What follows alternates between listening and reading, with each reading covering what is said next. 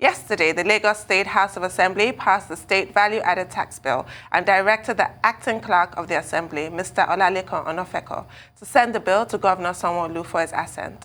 Should Sanwo-Olu approve the bill, Lagos will become the second state in the country, after Rivers State, set to take over VAT administration in its jurisdiction from the Federal Inland Revenue Service. Unexpectedly, the move towards fiscal federalism has set off a tidal wave that is sweeping across other states such as Adamawa, Akwa Ibom, and Ekiti. The three states have either initiated steps to enact similar legislation or approached lawyers to be joined in the appeal instituted by the FIRS against the Rivers State Government. Now joining us from our Abuja studio to tell us why Kogi State is in disagreement with the move of Lagos and River States and why they are not keen on jumping the VAT bandwagon is Kingsley Fanwo, the Kogi State Commissioner for Information, who will also be lending some insight into the spat between the Kogi State Government and the Economic and Financial Crimes Commission over a frozen salary bailout account belonging to the state. Welcome to the show, Mr. Fanwo. Good morning. Thank you very much for having me. Well, Kingsley, we'll get to VAT in a moment, but let's start with the allegation by the EFCC that the Kogi State Government decided to fix money meant for the bailout to pay salaries of government workers in a bank account. I know that the Kogi State Government has denied that, but where are we now on that matter? Did the state government actually thank you very much. Fixed, bailout funds in a private account in Sterling Bank? They mentioned the bank. They were specific. Thank you very much, Mr. Ruben Abati, for this question.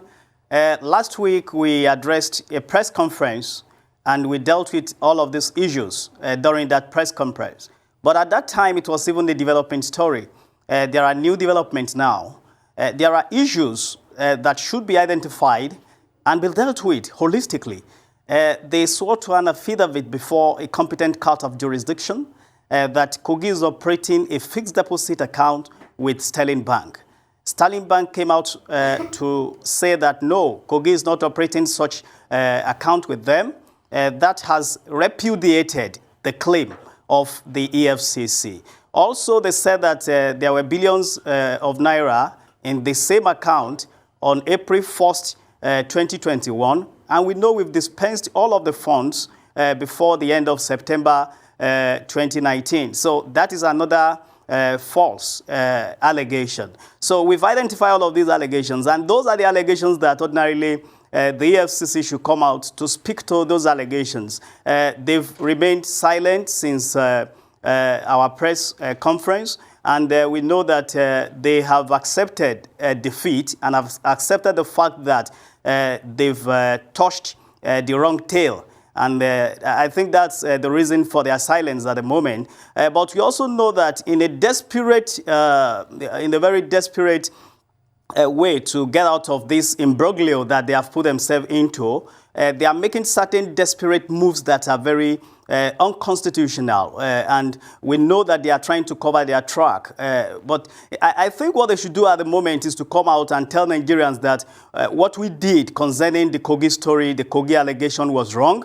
We are withdrawing the case in court because we have wrongly made allegations against them. But what they are doing now, which is compounding the problem, is to be intimidating the financial institutions that have things to do with Kogi State. We are aware that they have invited officials of Sterling Bank to harass them on why they had to release that fact that they release.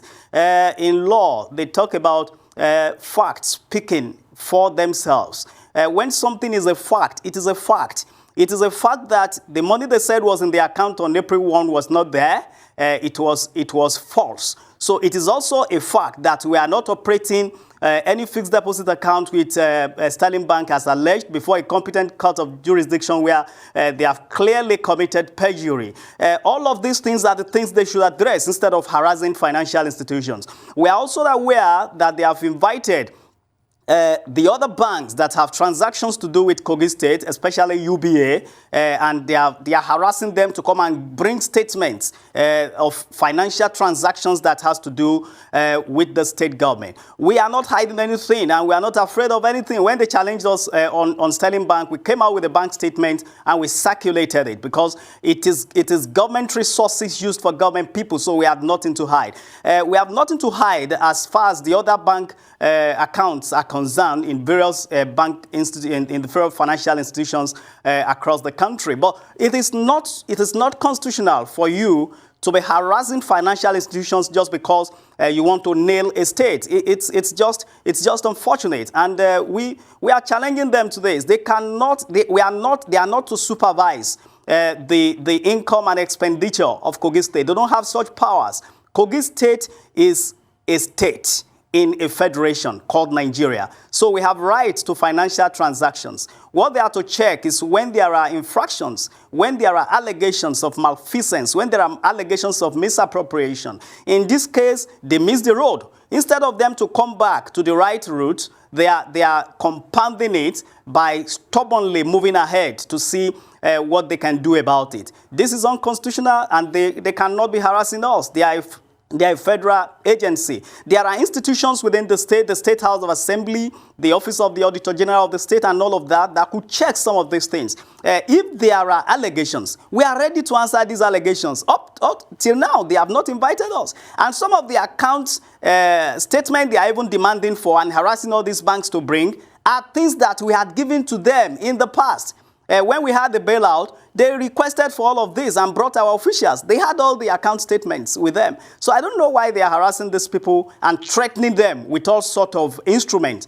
This is unacceptable, and as a state, we are not going to accept that. Well, Governor Yahaya Bello made a reference to people who might be orchestrating what he describes as a phantom lie. I have to ask, do you have any idea who those people might be? Those people are people who are probably threatened by the rising political profile of Governor Yahaya Bello. So if you look at Kogi State today, when you look at all the projects that have taken place there, we've deliberately not taken the president there because we want to complete most of those projects. Some of them are already completed, they're already in use. When you look at all of this, they know that Yahaya Bello is a threat to their inordinate political ambition. He has not come out to say he wants to be president. The people of Nigeria are saying he should come and be their president. And he said at the appropriate time he's going to respond to them. But this is already a threat to those who have not done anything to secure their people, those who have not put infrastructure in their state, those who are threatened by the acceptance of Yahaya Bello by the youth and women of Nigeria. They are the ones that are instigating this. They have a lot of problems in their state that they should use their resources to solve. But instead of that, they have unfortunately misled EFCC to go and do this. What we want to tell EFCC and those behind this story is that they are not contending with Yahaya Bello. They are confronting the Nigerian people that have identified him as the right person to lead this country forward, to solve the problem of insecurity, to solve the problem of economic shambles that we have found ourselves, to solve the problem of not including the youth in the governance, in injecting their dynamism to the governance of this country. They are the people behind it. At the appropriate time, we will mention names. But it is not yet time. We are still watching the macabre dance of EFCC on the grave of their misadventure. We will wait and see how it pans out. At the appropriate time, we will shame them by mentioning their names because we know them. They should stop being threatened. It is not Yahaya Bello idea to be president. It is the Nigerian people idea who have seen what he has done. They are the people behind it, and they should know that it is a battle against the Nigerian people. Okay, hold on a minute. You keep saying the Nigerian people. I mean, I didn't get the memo. You know, which Nigerian people want Yahaya Bello? I mean, what's the percentage? What empirical evidence or proof do you have as regards that? And secondly, let me bring you into this VAT conversation. Kogi State is saying they're not in support of Lagos. Is it because Kogi is having a case with EFCC, and they want to look good with EFCC. That's why they're not in support of what all states can benefit from and true federalism could start. Because I don't get this narrative. Thank you very much. Let me start by telling you that Nigerian people that we are talking about are the people from all the geopolitical zones of the country. The Youth Vanguard of the Niger Delta a few days ago made a declaration at a very well-attended press conference. We also have a lot of groups from the west, from the southwest, from the southeast, from the south-south, from the north, everywhere. Women, youth, because they believe in him. So that is why they are calling him to be president. On the VAT issue, it is a very thorny one that we have to be very careful about. When you look at Kogi State, Kogi is a nodal state. It is bordering. It is bordered by about 10 states of the federation. It is the gateway to the north, to the south, to everywhere. And you know that thousands of vehicles traverse the state on daily basis. It is the mineral capital of Nigeria. In every local government area in Kogi State, you have mineral resources there. It is housing Ajaokuta Steel Company, the biggest in Africa when completed. It is housing the biggest cement factory in Africa, the Dangote Cement. So when you look at our advantages, we should even be at the forefront of fighting for this to say that VAT should be completely retained in the state. But I think we should take it beyond this. When you look at the Southwest, the development of the Southwest in those days, the cocoa house, the pyramid in the north and all of that, you know, the benefit, the whole of Nigeria is reaping the benefits today of these resources. And what we need to do at this material time is, as leaders, we should stop thinking about ourselves alone. The position of Governor Yahaya Bello of Kogi State on this is very clear. We will not jump on that bandwagon to be calling for the retention of VAT completely in states. We are not created equal. The God that created us and did not give us equal potential know that we have to support one another. So if Kogi could generate all of those resources and Ekiti cannot generate as much as Kogi State, then it means that Kogi State will have to leverage and see how most of these benefits can go around the entire country. This call for VAT, for me, it's something that it shows some of our leaders are quite insensitive, self-centered, and they are trying to make policies that will further divide this country. The position of Governor Yahaya Bello is that these resources should be pulled together and be used for the entire country. When you even look at the population of the North, you know that most of these things that we produce are being consumed majorly by where you have a higher population. So we don't subscribe to the fact that we should retain this entirely. We should make sure that the policies we put forward are nationalist in nature. So as far as Governor Yahaya Bello of Kogi State is concerned, we are not going to jump on this. We are going to continue to look at ways of deepening our revenue in the state as much as possible to be able to serve the people. But we will not jump into the politics of trying to say what belongs to you should be just for you alone. Why are we talking about grants, even from international organizations, from the World Bank and all of that? Why is U.S. not using their resources alone without sending grants to other nations?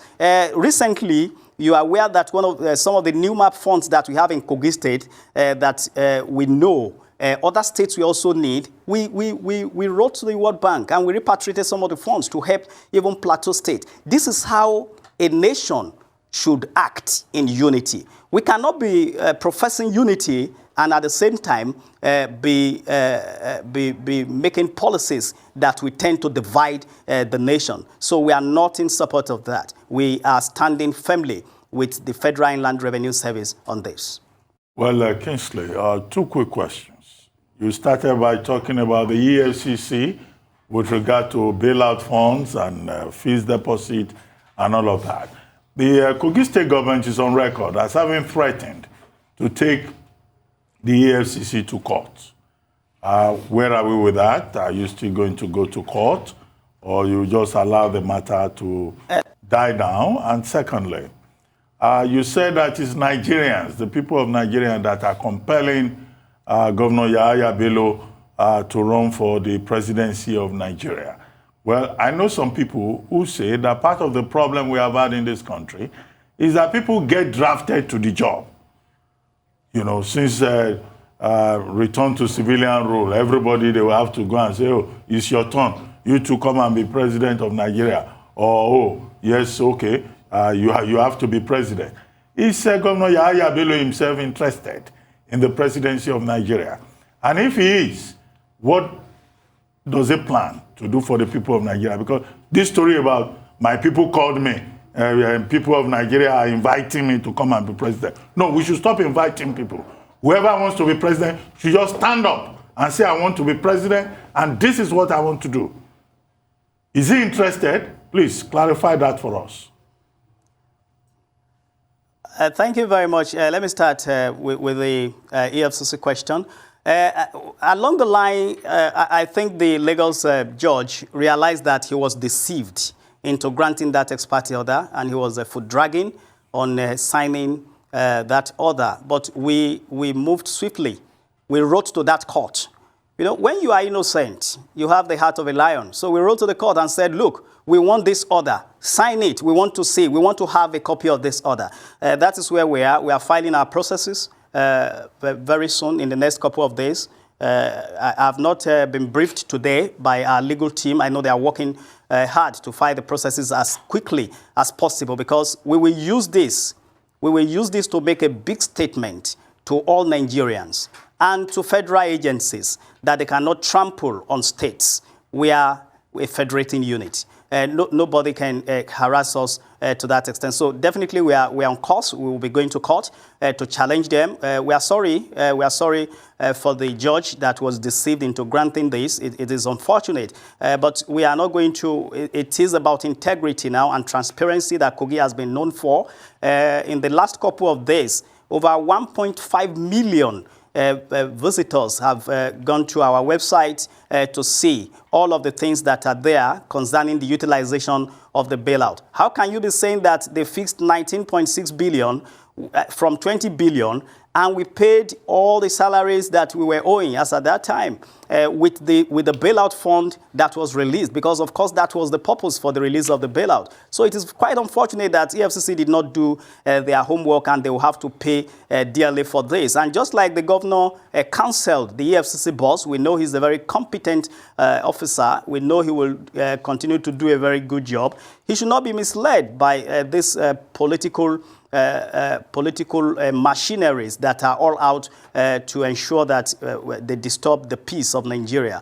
It is unfortunate, but we are going to court. I want to assure you of that. On the call of Nigerians on Governor Yahaya Bello to become the president of Nigeria, it is quite different from the kind of drafting that Mr. Bati was talking about. The people that are calling on him because he has performed wonderfully in his state, in terms of infrastructure, in terms of economic empowerment, in terms of economic expansion, in terms of youth inclusiveness in governance. These are some of the things that he has brought to bear.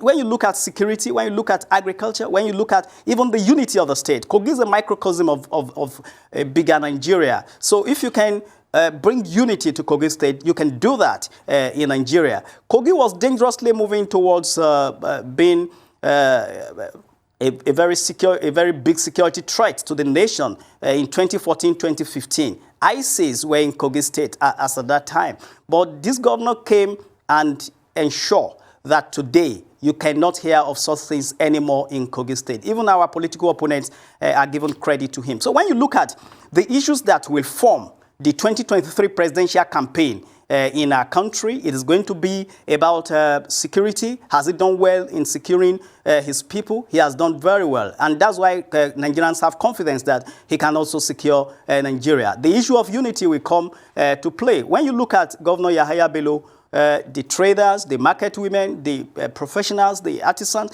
they all listen to him. Why are they all listening to him? Because he's a very youthful and useful person, a person of immense capacity that has dragged the state from the doldrum to a state of prominence. And you look at all the things that are happening in Kogi State today. Look at when they have been talking about Kogi joining the oil-producing state. He has made it happen again. And, you know, that means that we are going to have more resources to serve the people of the state. So when you look at this, when you look at even women inclusion in governance, in Kogi State today, women are vice chairmen of their local government. One is already an acting chairman. And you also have women as council leaders. You have women constituting about 35% of the local government legislative councils and all of that. So women across the country, you could see that even the National Women Council of Nigeria came to Kogi State to honor him with the award of the He for She. He's a man that is standing up for women. He's a man that is saying women can do it. They don't belong to just the kitchen. They can pull us out of our economic problems and all of that. So the youth, when you look at the cabinet of Kogi State today, over 90% of the cabinet is made up of youth across Nigeria. I'm not just going to say across Kogi State, because we have youth from Borno State, from Anambra State, from all over Nigeria in Kogi State cabinet today. So he's already creating a Nigeria in Kogi State. And that is why all of these people are calling on him to come and be president in 2023. Right. Then you can also look at the issue of this VAT. Our position is quite different from others' position. Why others are saying they want to retain it entirely, we are saying, no, let us think Nigeria. Let us think Nigeria. Let us act Nigeria. And, you know, it is all about our neighbors. Kogi has more resources, for instance, than Ekiti State. Are we going to leave Ekiti State to suffer? No. Let the resources that come from all of the states go to all of the states. That is the way to act unity. And that is what Yahaya Bello is doing. That is why Nigerians trust him. Will he do it? He's not a man that disappoints. And he's a man that already knew that he's in a good trouble with Nigerians. Someone said the other time that we've got more the questions. youth of Nigerians will march. We know.